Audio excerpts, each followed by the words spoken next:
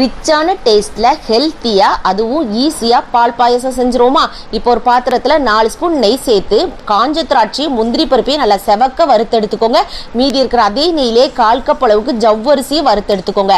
ஜவ்வரிசி நல்லா பூ மாதிரி விரிஞ்சு வரவும் அது கூட 1/4 கப் அளவுக்கு சேமியாவையும் வறுத்தெடுத்துக்கோங்க. வறுத்த சேமியாவா இருந்தாலும் கூட ஒரு 2 நிமிஷம் இதை மாதிரி வறுத்தெடுத்துக்கோங்க.